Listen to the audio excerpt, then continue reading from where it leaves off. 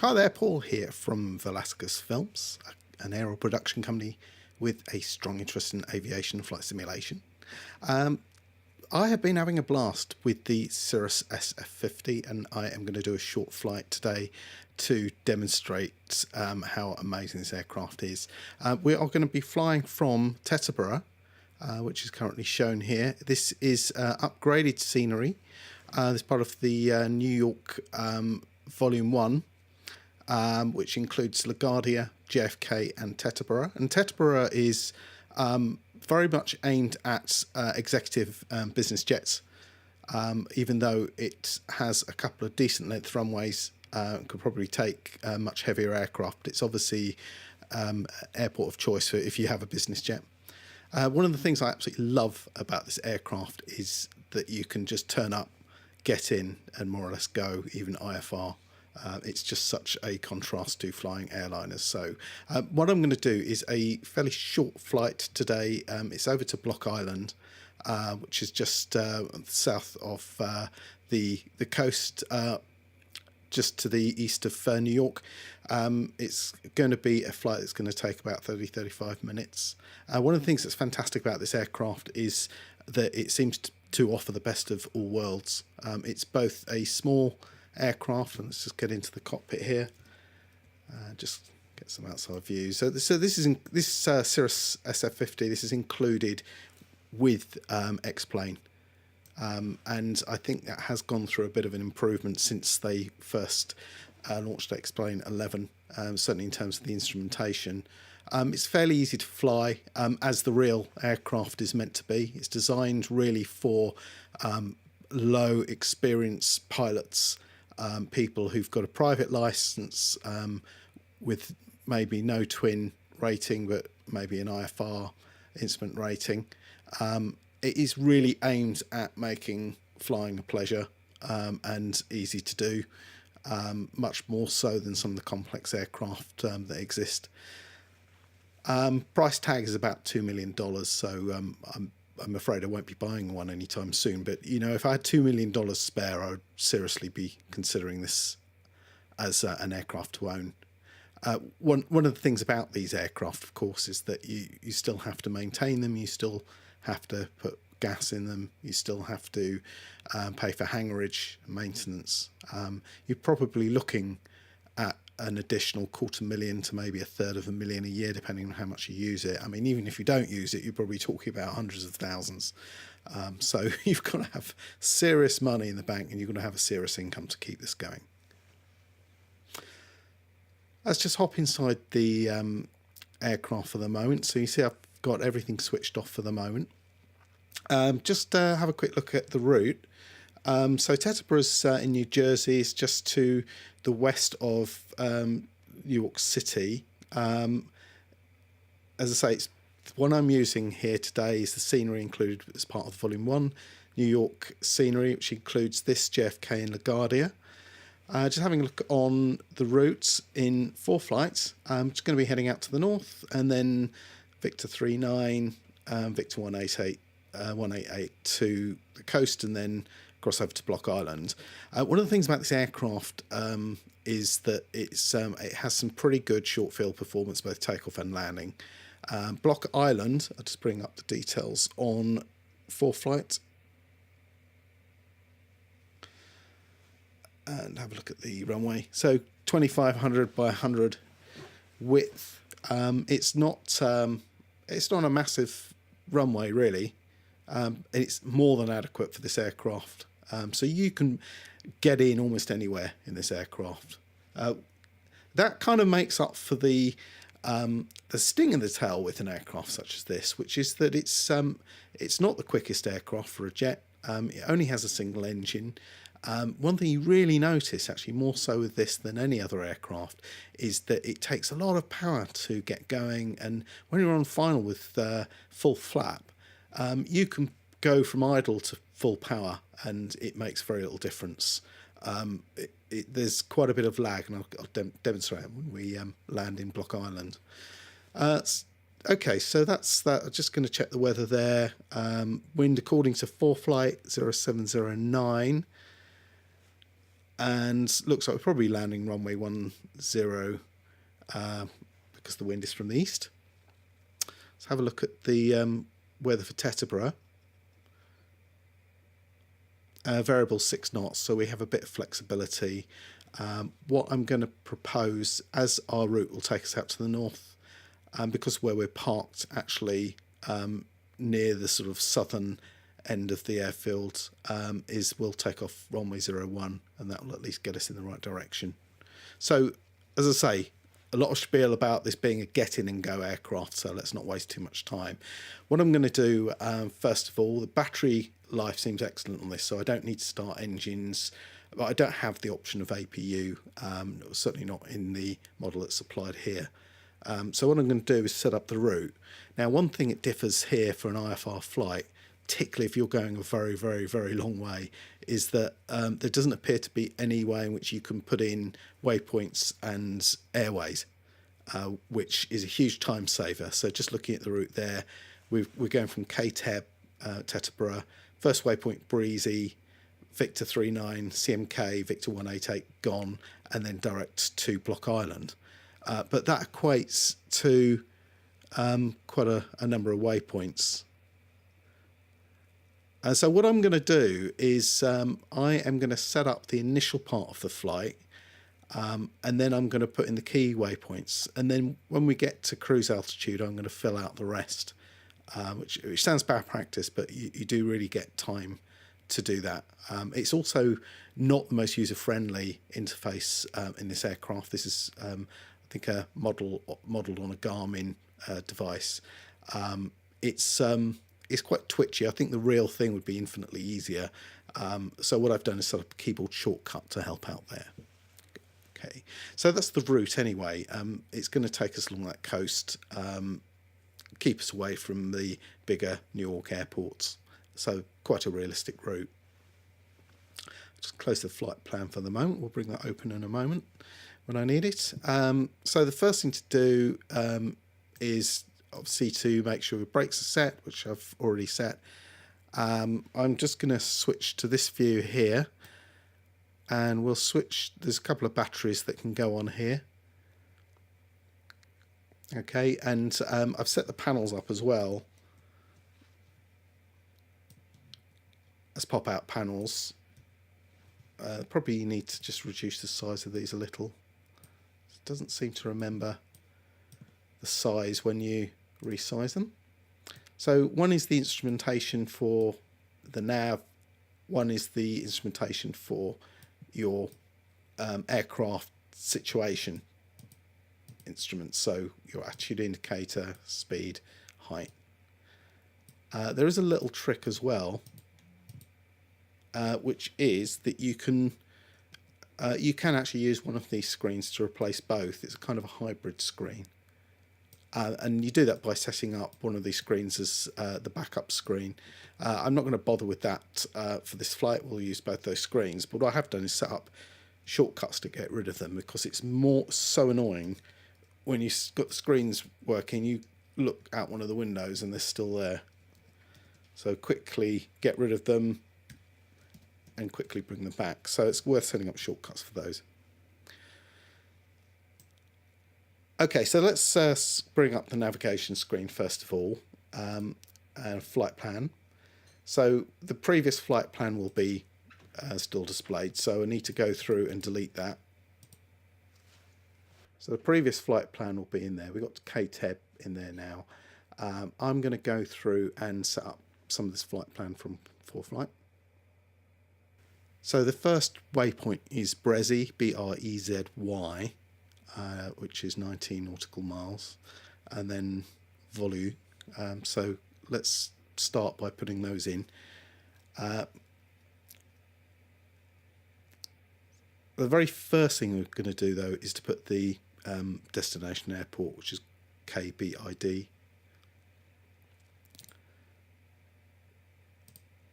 I'll try that again. Okay, it's better. So KBID.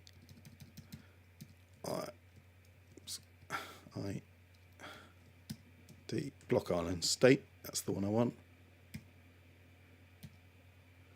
And then what we do is you highlight where we want to insert the waypoints. So obviously we need to insert them between KTEB and KBID.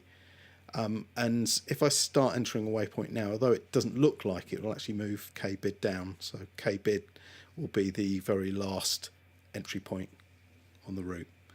So let's enter the first waypoint, and that would be BREZY. So just start entering it here. It will automatically come up with a K at the beginning, thinking that you're going to enter an airfield in the US.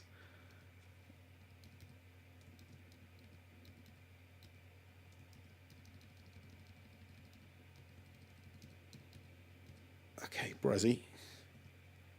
Enter that, and just a very quick check, because these waypoints could be absolutely anywhere in the world. It's a track of 3 degrees, just under 19 nautical miles exactly, according with ForeFlight's plan. So it's good to check as you go through. Let's enter the next one there, which is Volu. So once again, got KBID highlighted.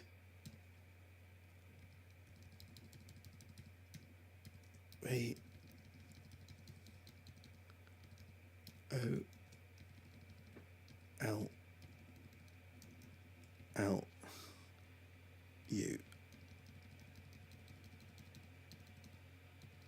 Volu. And once again, just check. So we can see distance 7 miles. That is a nearby waypoint. And I'm going to go through, continue doing these, just setting up, but not going to do the whole route because we need to get airborne and we have a lot of time in flight to be adding some more of these. So I'm going to go through and do some of those. So join me when I've entered a few and we'll go through the startup procedure. Okay, so I have entered a few points. I've got Brezzy, Volu, Mikal, CMK. That should be enough for the moment. We're going to enter the rest in flight.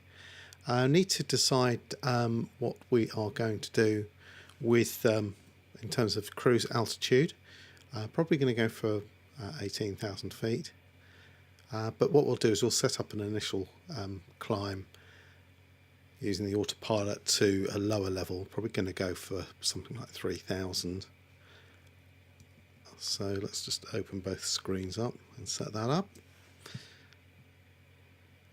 Okay, so setting the thousands up to, well, let's say we'll start at 3, something a bit modest and low level, and we are going to maintain runway heading as well on departure, and then we'll pick up on our navigation track from there.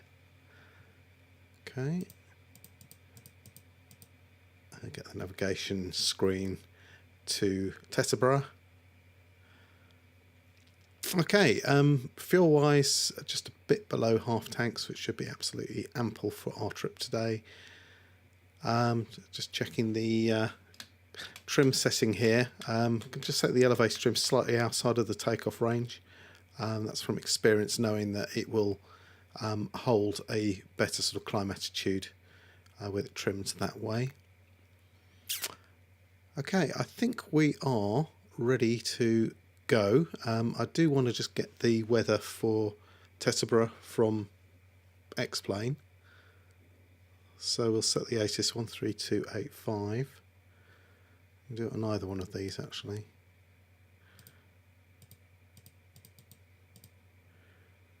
It's quite a pain actually doing the bits after the decimal on here. Doesn't seem to be any quick way of doing it. Oh, gone past it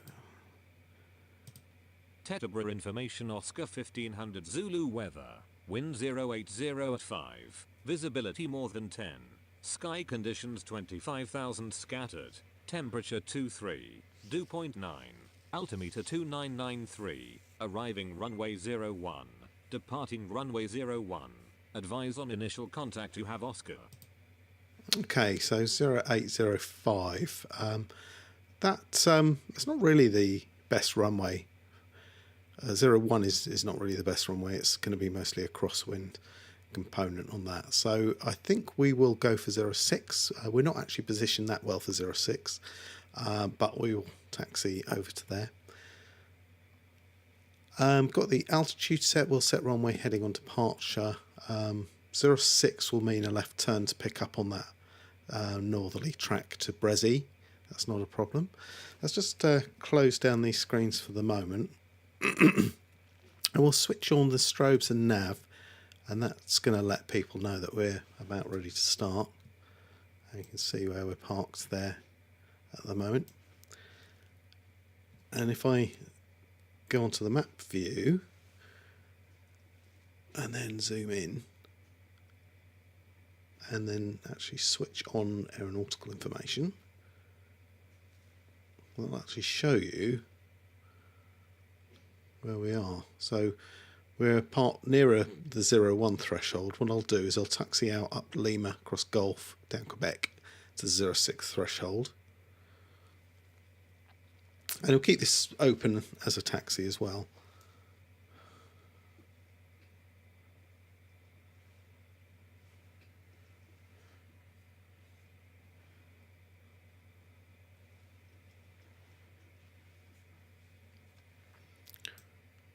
Okay, make sure doors are closed, brakes on, and start the engines. And it's very easy to start the engines on this Cirrus aircraft. It's all automated, but we still monitor the gauges, of course. There we go. EGT dropping as you would expect after a good start, and everything's stabilised. Fantastic. So just a quick look around. So we're going to go to the left, join Lima. There's a helicopter on 01 there at the moment. You can see there's a ton of aircraft parked here. Must be, if they ever have a fire, I hope the insurers, there's more than one insurance company, because that would wipe people out.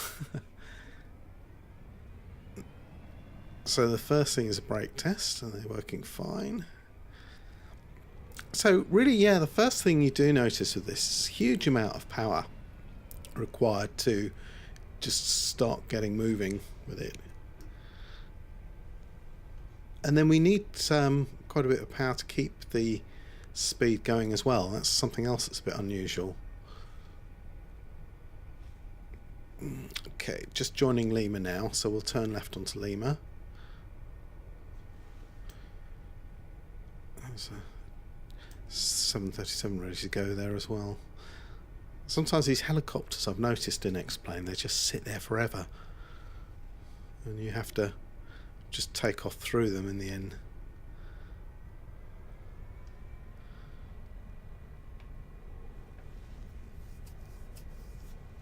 And just checking the controls. You won't see that on the video, but I'm just checking full free and correct. One thing I do notice actually is the steering on takeoff and landing is, and even taxiing can be a little bit trial and error.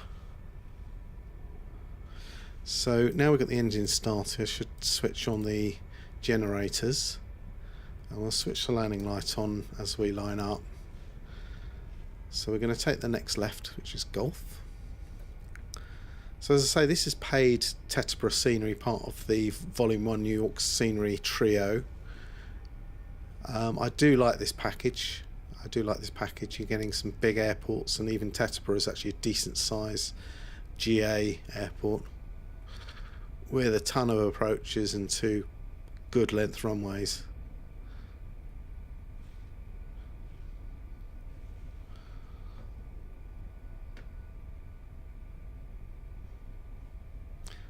So we need a bit of power. Starting to slow down there a little bit.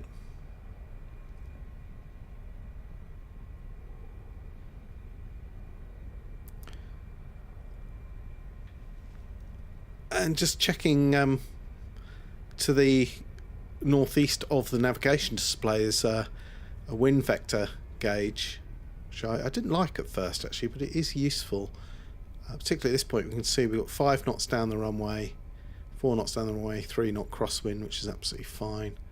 This aircraft does not like crosswinds very much. I did actually burst a tyre on landing recently with a terrible crosswind.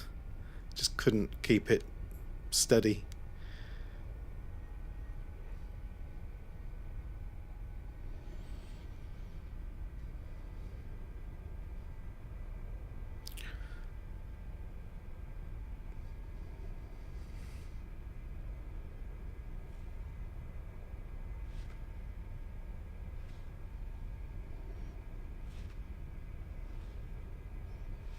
Okay, just approaching the threshold for 06, and you can see that on the ForeFlight display.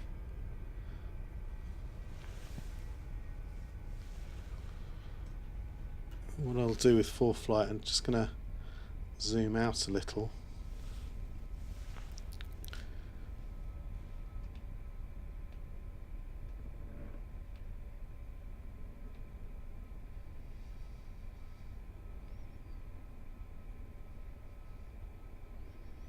This is 06 holding point. So we've got the, as far as the navigation in, we have it up to CMK VOR. Actually gives us a chance to get going there. We're initially going to be climbing to, on the runway heading, let's just open up the screens, up to 3,000 feet. There is an easy way of doing that after takeoff, which I'll go through. I normally set about 95% N1 and then bring it back to about 91 after we've cleaned up. So the gear's up, flaps up. For this runway, I'm not going to use flaps takeoff. It's going to be flaps up takeoff. And then as soon as we're stabilised, we'll switch to navigation mode, GPS navigation, and start the beginning of that as we climb. Okay, so let's just prepare for departure now. So landing light on. We're going to switch the master oxygen on. No need for probe heat outside air temperature 24 degrees. We'll monitor that and any sort of cloud on the way. Possibly turn on some of the anti-ice equipment, but just master oxygen on at this point. There is a gauge which shows you your equivalent altitude here, altitude feet 0. That will go up in proportion to our altitude. I think we're ready to go. So a very quick check on final approach. Actually, this view is slightly better sometimes, not so much because of the trees here.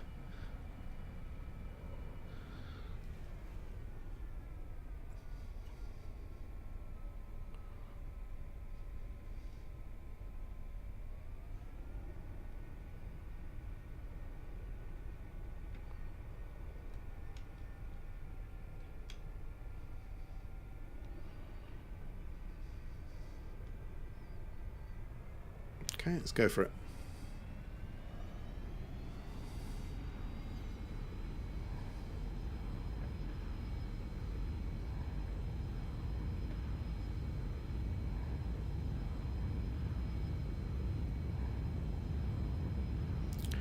Rotate around 75 knots. There we go. And when we're positive rate of climb, gear up. Bring the screens up now. What I normally do is then set the autopilot, and it will automatically hold the wings level and the pitch, but you sometimes need to just hold a bit of back pressure until that's come in, and it has now. Let's get some wing views here. And just bring the power down a little bit. So the other thing is, this is the Ortho scenery enhancements for the area. This is not stock. I absolutely love what they've done with that, and it's just transformed the sim significantly. Let's put heading mode on, And we can just come around, and what we'll do is just fly towards our track.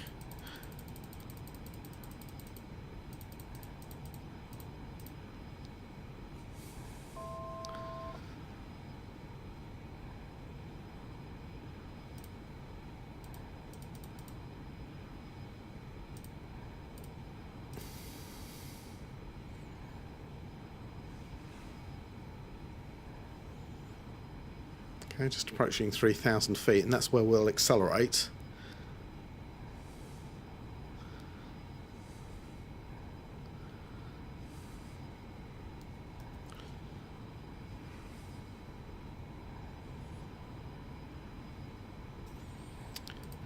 And we'll put the navigation mode on as we're getting quite near the track now, and that's GPS. It's going to turn us left to intercept the track, and then a right turn to bring us back in line. And what I can do at this point is, if I click the backup display, it duplicates the display on both screens, and then I just need to keep one screen really in view, which is fantastic.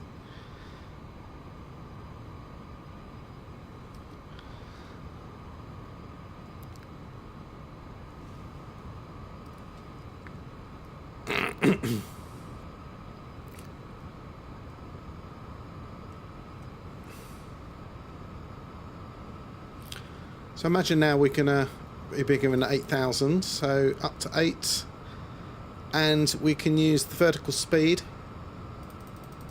and stick the nose up. We'll go up say 1,500 feet. That will maintain most of the speed we've accumulated.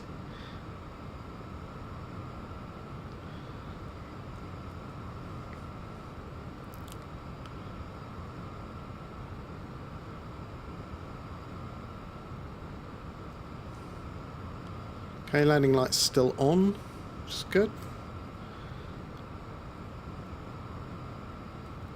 Okay. So I'm just going to come out of the backup display mode, because I have set up keyboard shortcut to enter more intersections and navigation points on the navigation display. It does not work with the same buttons on the aircraft attitude display. So just bring that open for the moment. So we are approaching our, well, the next one will be Brezzy. Just close that for the moment. Open up the flight plan and come down. So CMK, come down to KBID and just have a look at the flight plan in ForeFlight. So after CMK, the next one for Zool, FSZ F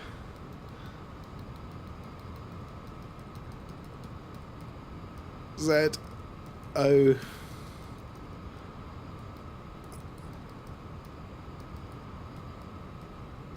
O L. Enter that,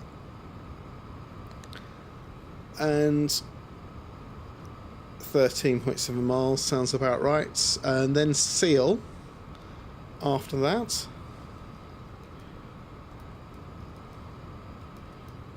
Oops.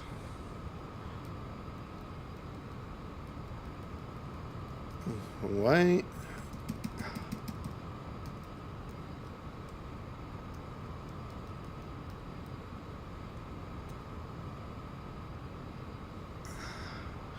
And then called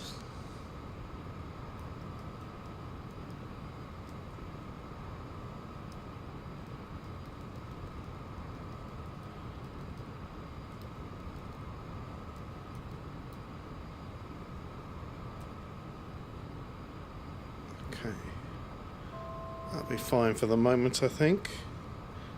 So we're just about to engage a right turn.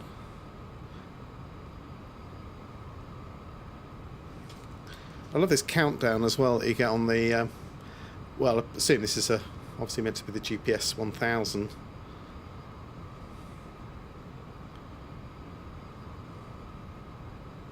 There it goes.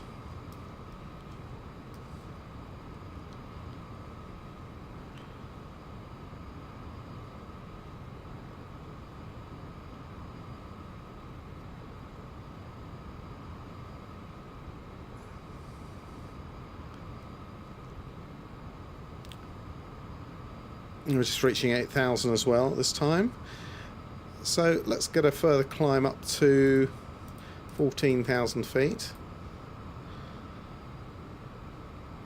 And we've got two different vertical speed modes. One is the vertical speed, which will just hold a certain feet per minute, but there's also a pitch control. And so we could set, for example, an 8-degree climb like that.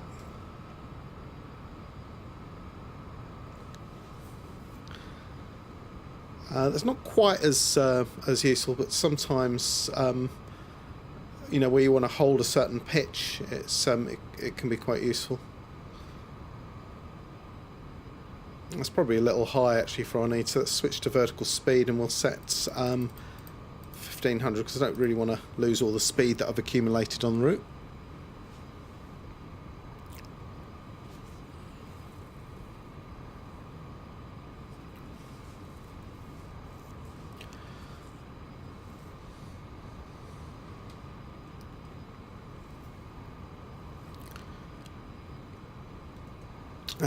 Now we're in the climb, let's go ahead and enter some more waypoints.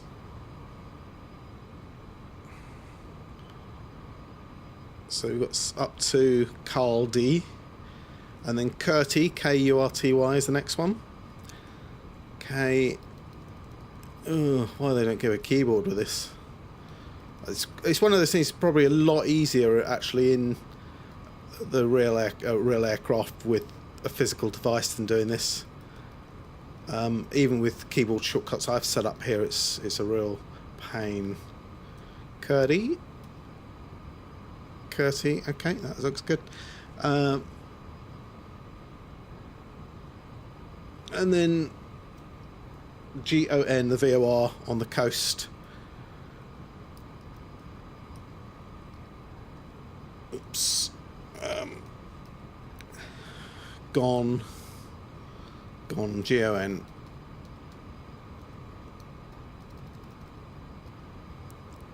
think that's the one. Look at the distance, yeah, that looks right. And then after that, direct KBID. Haven't as yet set up any procedure. I think it's the weather's fairly VFR. Let's just have a quick look. Oops. We need to open that one up. KBID.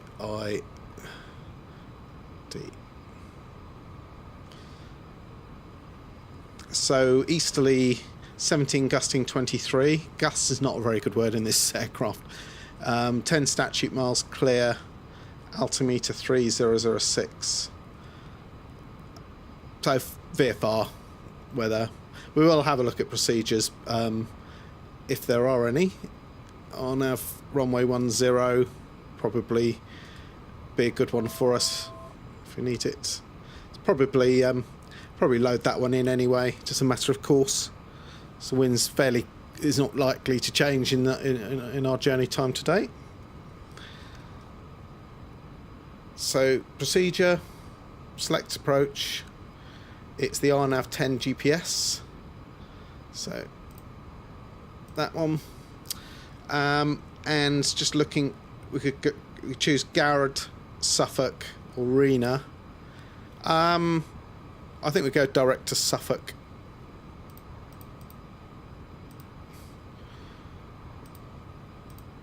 And we'll load that in. And all that does, that puts that at the bottom of the flight plan. So you see, if we fly the flight plan, we'll just go direct to the airport, but below that is our starting point, Suffolk. Rena and Ilashi is the missed approach point. Alright, so nothing will happen with that until we activate it. So when I get to GON VOR, what we'll probably do is fly direct from there to the first IAF, which is Suffolk. Initial approach fix.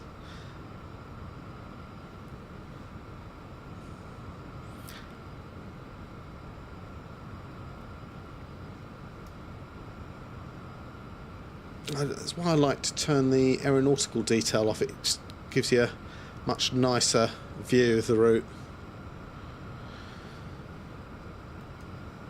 So we're up at 14,000 now. Let's go give ourselves a further climb to 18,000. Or actually maybe flight level 220, let's do that. And we'll do that by vertical speed. Go up to 1,500 feet a minute.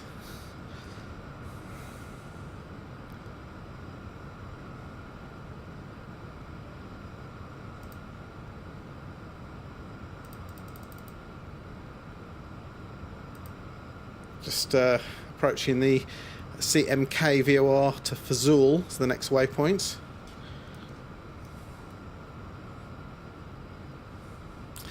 So I was having a think about this aircraft. I mean, it's one of the cheapest aircraft you can purchase, certainly as a jet, and it's actually as cheap as some high performance piston singles.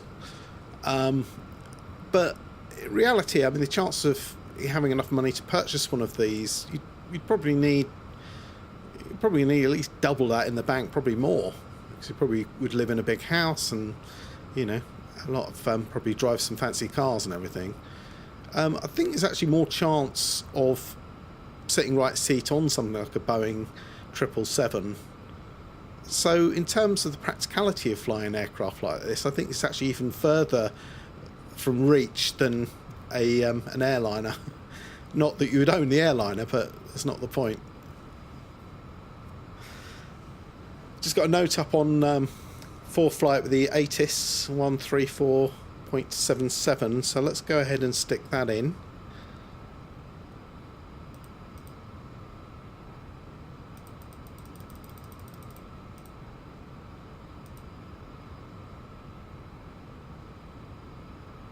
And hopefully we'll get the X-plane weather for that airport. I mean, there's sometimes a conflict between X-plane and ForeFlight. I believe the ForeFlight weather will be accurate because it is a real pilot app.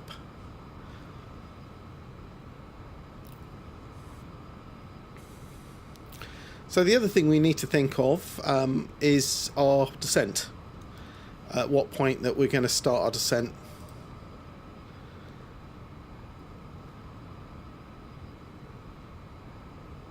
And now this aircraft can descend fairly comfortably at 2,000 feet a minute. I think if we started descending just before we get to Gone, maybe just after Curtie, that should give us some time. Yeah, if we start at Curtie, and we'll work out the distance there. I've also got at the bottom of ForeFlight, I've got a set of data there which says distance to go, and the ETE for destination, so just at 19 minutes from here. And if we're going up to flight level 220, and then say we're going to lose 20,000 feet, and we do that 10 minutes before, we're obviously going to need to descend at 2,000 feet a minute. Let's just let the speed slip a bit there. So the other thing I meant to mention is as we're ascending, the service ceiling is about flight level 280. We need to reduce the sort of climb rate a little bit. We let the speed drop off there. Remember, this is indicated airspeed, not true. The true is down here, 222, and the ground speed looks like we've got a tail wind. Yes, 271 knots in the climb, with nearly a 50 knot wind up the bum. So that's nice to have. One thing about jets is the fuel flow value. Even in a climb, you actually see that value dropping. So it almost never makes sense to level off until you reach your optimal altitude, which is normally quite high. So even in the climb, this is actually dropping off, compared with if we level off at this point, we'll actually burn more fuel. Of course, the higher we are, the more that we descend on idle as well. So that makes sense.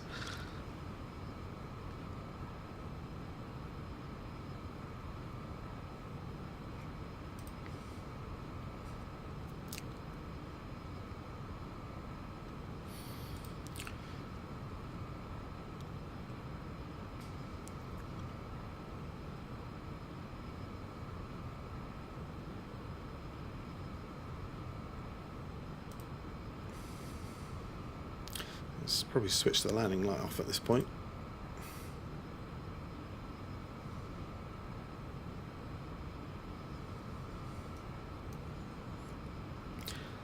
So what's amazing about this is to say it can get in almost anywhere, even little private strips. And I've chosen Block Island because it's I wouldn't say it's a short runway or a narrow runway, it's actually quite decent. And this aircraft could effortlessly get in and out of here. So 2,500 feet approximately, 100 feet wide, that's very, very wide actually. I've been flying into much, much, much narrower places that's sort of 20, 30 feet wide, and you really notice that. But it's just fantastic, a lovely aircraft to fly. And this ortho scenery as well really has enhanced the experience dramatically.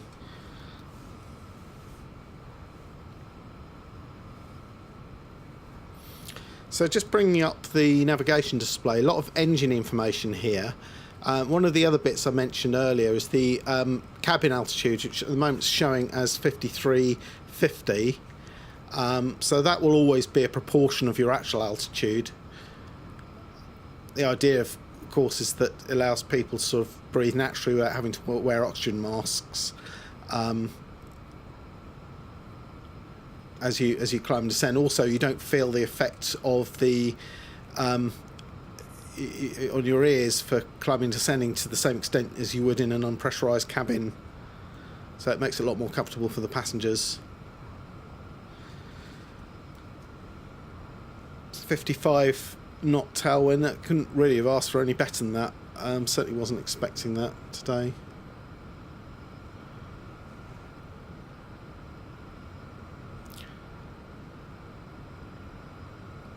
So there's this little inset graphic with a map on as well. I mean, you can we can zoom out, and you also have a declutter control which gets rid of certain amounts of detail on there, which is really useful. I normally use this for taxiing on the ground, although I have ForeFlights. Nice to use what would come with the aircraft.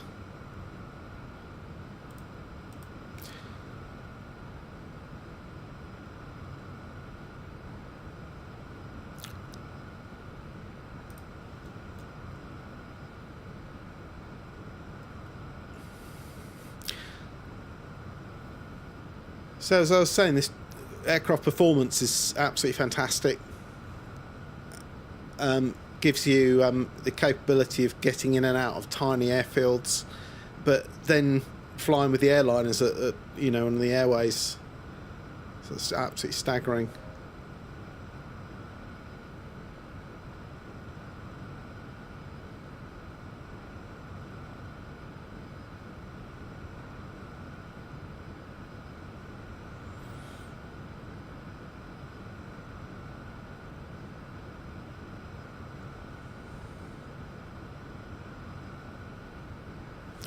So let's have a quick look on the chart, see what altitudes we need. Okay, so 1700 at Guard, so Suffolk, and Rena. And Rena's the point at which we start our descent, 3 degrees. 104 is inbound track. Okay, that looks easy enough. Just look at the little inset map. It's probably be parking where that star is.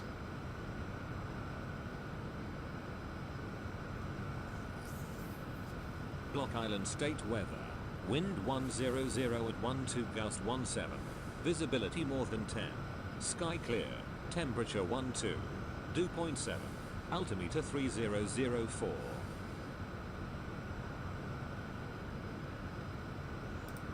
Switch that off. Okay, wind is down the runway. 100, but there is a gust, so information Oscar 1500 Zulu weather. Wind light and variable. Visibility more than. Sorry about that. Characteristic of a lot of airfields in a close proximity. We need to start thinking about descent here. We've got just under 8 minutes. Gonna probably set this up to descend to 2000.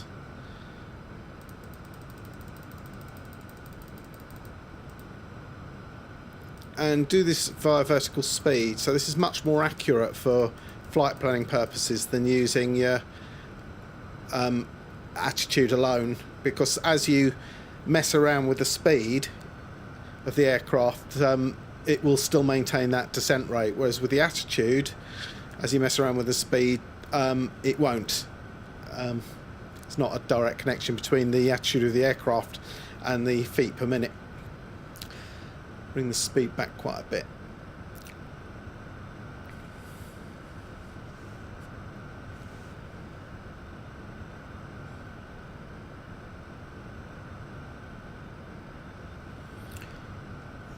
So one thing I meant to do, and I was too busy talking to you to do it, was setting standard pressure, so we weren't really flying Flightable 220 there. But what I will do now is come back out to the main screen here, and we're going to I'll just show you how we can do that. We actually click on the PFD, gives you the ability to switch to standard pressure, which you should be on now, and then you just unclick it if you want to switch back to manual pressure setting. And we'll do that now. We'll just set 3004, which is the Block Islands weather pressure, and that's really the figure that we need to use for the approach.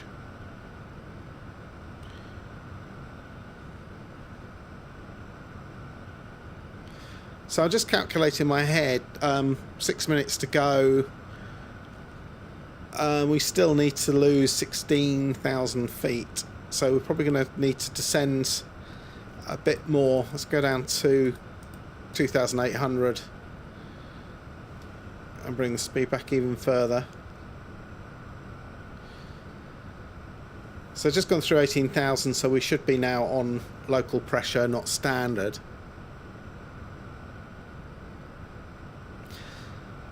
While I'm on this display, I'll just show you the winds options here. So this is kind of a wind vector display, but we've got two other options.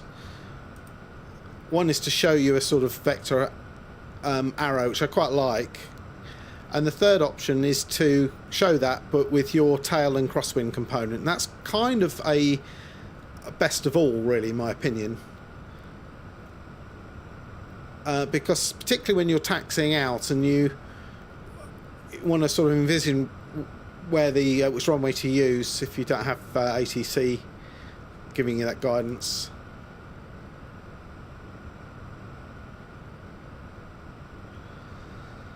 So the plan at the moment is to go to GOM, which we are getting very close to, and then what I'll do, it'll actually head for the airport direct after that, as we've instructed it to do. What I'm going to do is I'll then activate the approach and get it to fly to our initial fix on the approach. And what I can do actually is I can put that into ForeFlight as well.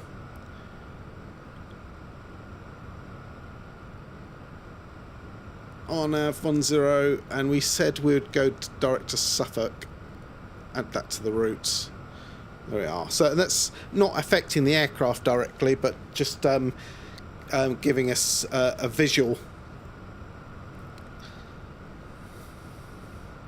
So now it's going to turn into the airport directly, and we could fly in VFR, we could cancel IFR at this point, but what I'm going to do is we'll activate the route to Suffolk and say activate that leg.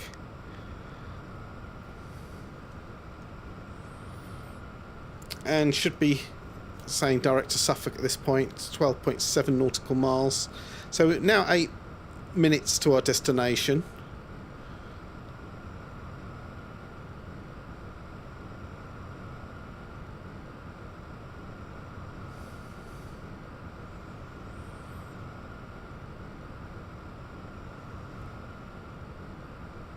And we're about 4 miles a minute, so about just a bit under 3 minutes to Suffolk. So we should be more or less hitting that at 2000.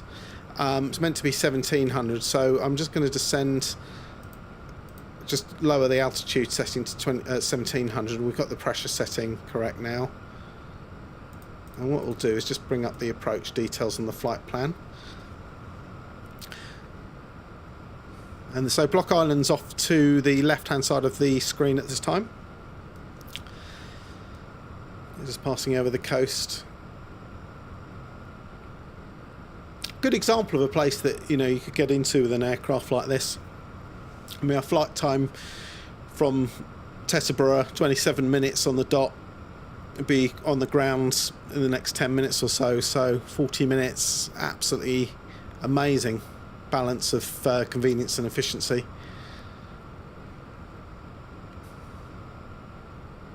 So the other thing that's great here is that we can fly this like an airliner, but you can transition so quickly into you know, a GA aircraft. You know, the speed's a little high. I'll probably just bring that back a bit. But so the wings, the design of the wings is such that, you know, it's never going to reach the sort of performance of a super business jet or an airliner. But, you know, the stall speed's 67 knots. We are not going to be... there's not going to be that many airfields we can't get into, to be honest.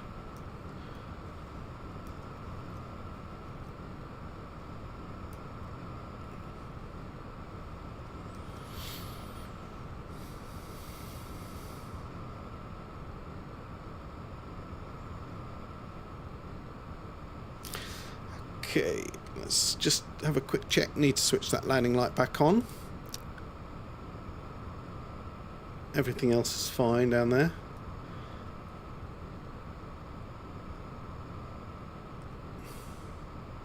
So just approaching Suffolk.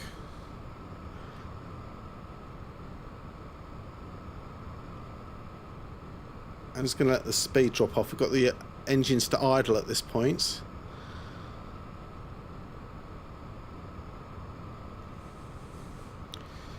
And the next point, Rena, 6.7 nautical miles. Just going to keep the descent going here. And then at Rena, we're into our descent down to ground level.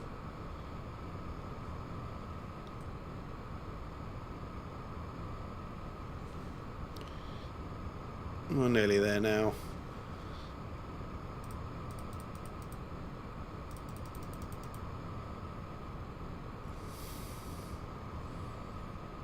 I'm just going to keep the a little bit of power on until we get to Rena, and then we'll start our descent from there.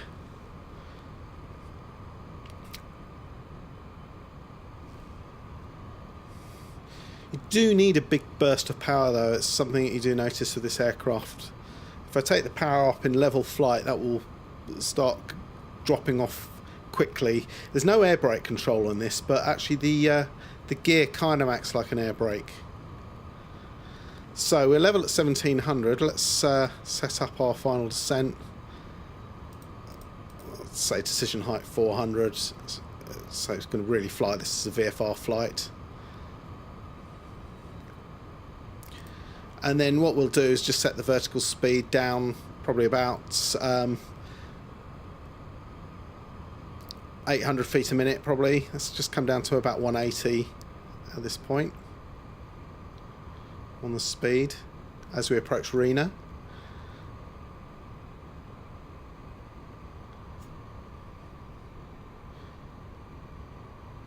It is a little gusty, as you can see on the airspeed indicator.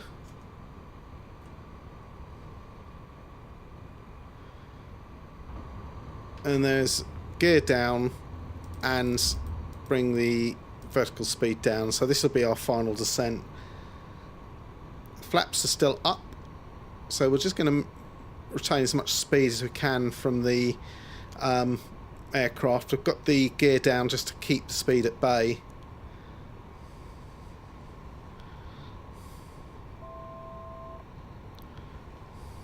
It's 1,000 to go.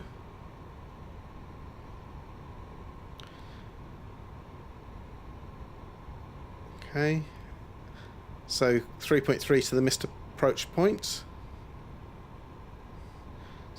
I'm just etching the speed down so we can get the first stage of flap in, and it does give you a bit of a nose up, but the quite a reduction in speed, as you can see. So I'm actually feeding in some more power.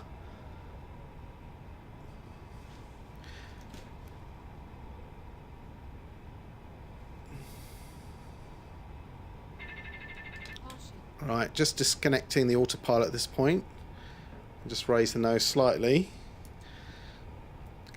I see the runway straight ahead there. Now the second stage of flap produces a significant nose up attitude, and so you almost need, as you put the second stage of flap in, you almost need to be pushing nose down. I'll show you what I mean when we get a bit closer in.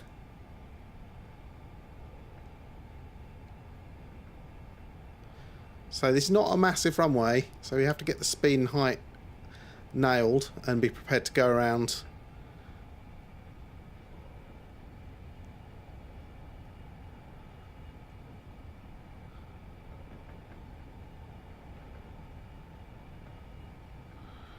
So I'm just going to bring the second stage in now, and I'm pushing forward on the nose, but you see the speed dropping off there. At this point you bring in a massive burst of power. You see the speed's more or less holding.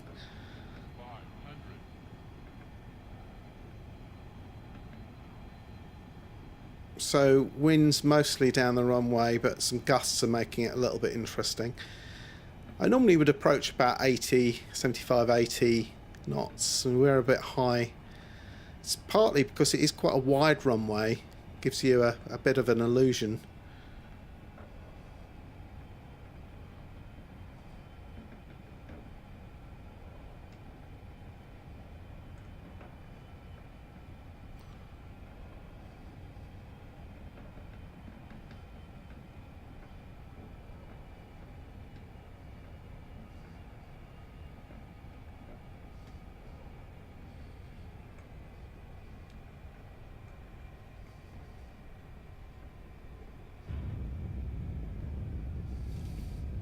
So no reversers on this aircraft. Just what I do find is just raise the nose slightly. A bit of aerodynamic braking. Sweet. And ladies and gentlemen, we have landed.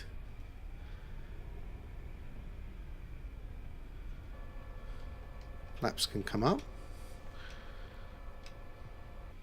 And you see that from the windsock what I mean.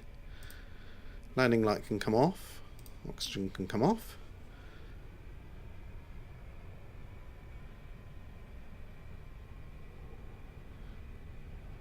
And it's going to park up. I'm going to have a look at that video of the flights.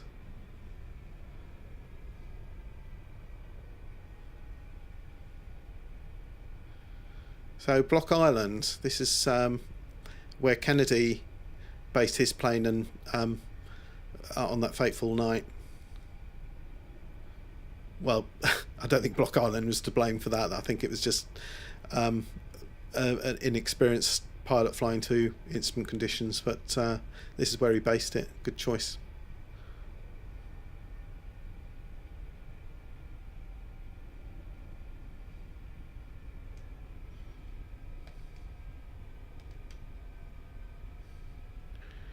So say you need quite a burst of power to keep the taxi going. It's not like flying an airliner.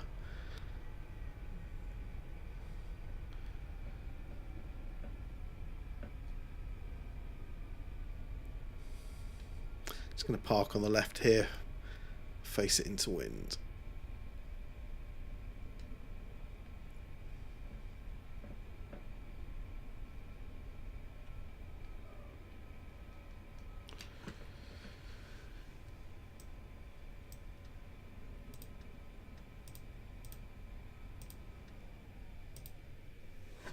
Engine off. So let's have a bit of a look at the arrival there.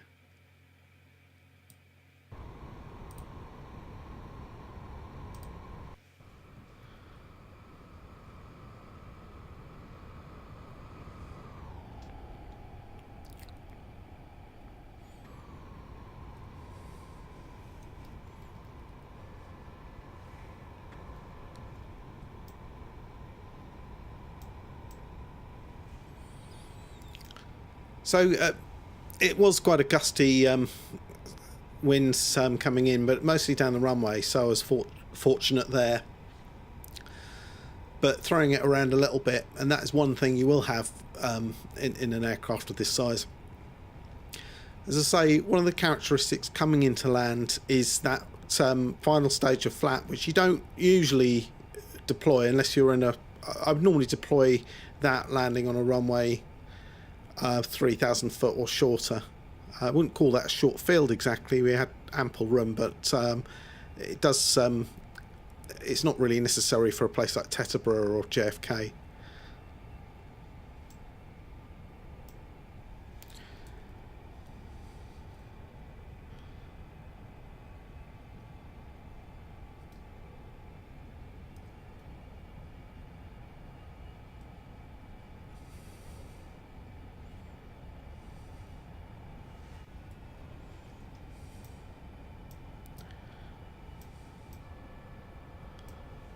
That's the final stage. See the nose going down there.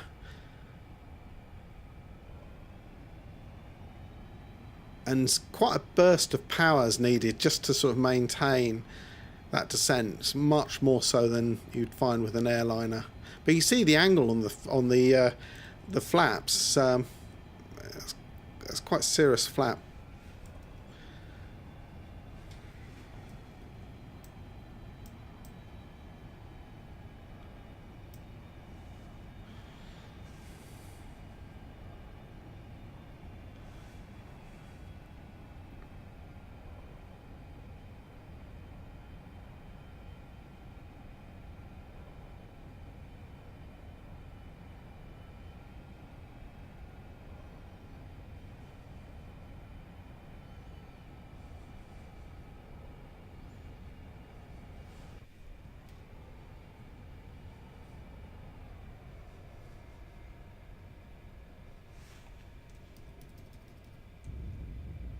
Not the softest landing, I'm afraid.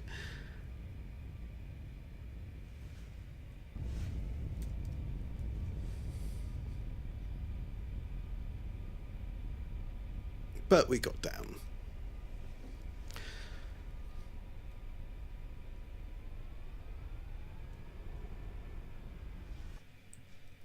Okay, so let's just cut to us being parked here now.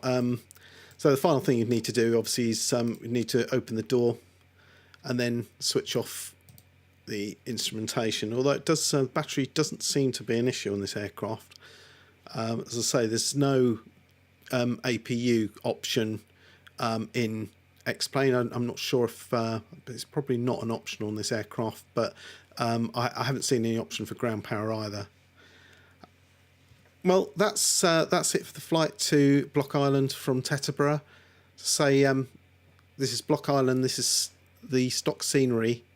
Teteboro was part of the New York Volume 1, along with JFK and LaGuardia. Thoroughly recommend that package.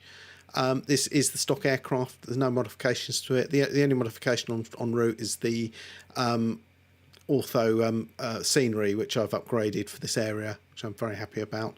If you have got any questions, stick them in the comments there. If you do like the video and like this kind of content, please do give it a thumbs up and subscribe, and you'll get more of this. I do plan to introduce some new aircraft. I just thought this being an inclusive aircraft, really worth getting some time on that, and I'm glad I'm starting to sort of scratch the surface with it now. Thanks for watching. See you on the next one. Take care. Bye bye.